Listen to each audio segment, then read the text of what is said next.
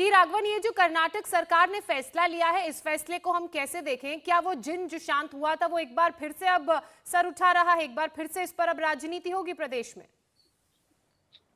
जी देखिए, सियासत होना बहुत ही लाज़मी बात है, बहुत ही कंटेशियस इश्यू इसको कह सकते हैं, क्योंकि जिस तरह से बीजेपी सरकार ने ये फैसला लिया था कि जो पीयू कॉलेजेस हैं, खास तौर पर जिसे 11वीं और 12वीं के रूप में जाना जाता है, वहां पर क्लासरूम के अंदर हिजाब पहनकर नहीं जाना है, ऐसा एक फैसला दिया था। वो हमको पता है कि अदालत में भी वो मामला गया था और अदालत ने भी ये कहा था कि हिजाब जो है वो इस्लाम का एसेंशियल पार्ट नहीं है। लेकिन यहाँ पर देखिए, एक तरह से सियासत हो गई है। जो बीजेपी के प्रदेश अध्यक्ष हैं विजेंद्र, उन्होंने भी कहा है कि ये शिक्षा का जो है वो सांप्रदायिकरण हो रहा है, मुस्लिम तुष्टीकरण की राजनीति कांग्रेस सरकार कर रही है। हालांकि जो सीएम है वो ये कहते हैं कि वो मूलभूत अधिकार है।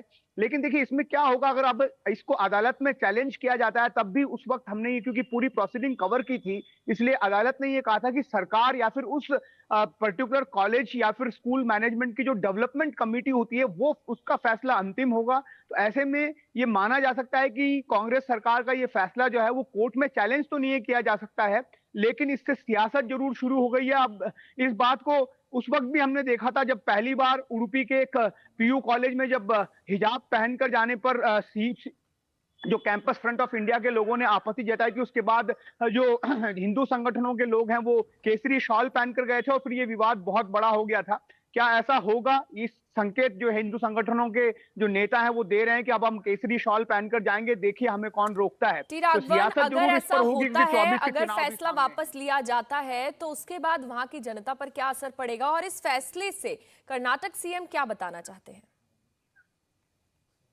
जी देखिए, बहुत क्लियर, जब कांग्रेस की सरकार यहाँ पर बहुमत के साथ आई थी उस वक्त जो चुनाव प्रचार के दौरान भी कांग्रेस पार्टी ने ये साफ कर दिया था कि अगर उनकी पार्टी की सरकार बनती है तो बीजेपी की सरकार के इस विवादित फैसले को, क्योंकि कांग्रेस भी ये कह रही है कि वोटों के तुष्टीकरण के लिए, पोलराइजेशन के लिए बीजेपी ने ये फैसला लिया था, इसे वापस लिया जाएगा। और ये काम किया भी है, क्योंकि कांग्रेस की सरकार सत्ता में है और ये प्रॉमिस था उनका इलेक्शन मैनिफेस्टो में कि इस फैसले को वापस लिया जाएगा। लेकिन अब 24 के चुनाव सामने हैं, क्या इससे बीजेपी को कोई ग्राउंड गेन होगा ये देखना होगा, क्योंकि बीजेपी ने बहुत क्लियरली इस बात को कहा है कि सिद्धरामैया का ये फैसला जो है वो शिक्षा में सांप्रदायिकरण को बढ़ाने जैसा है, क्योंकि सुप्रीम कोर्ट ने भी ये कहा है कि हिजाब जो है वो इस्लाम का एसेंशियल पार्ट नहीं है। ऐसे में उसे अलाउ करना, एक बार फिर सियासत जो है वो तेज होने वाली है, इस बिल्कुल। बात के और साफ संकेत इसका है। क्या फायदा कांग्रेस को मिलेगा या इंडी गठबंधन को मिलेगा 2024 के चुनावों में, वो भी देखना बड़ा दिलचस्प रहेगा। फिलहाल बहुत शुक्रिया आपका तमाम जानकारी के लिए।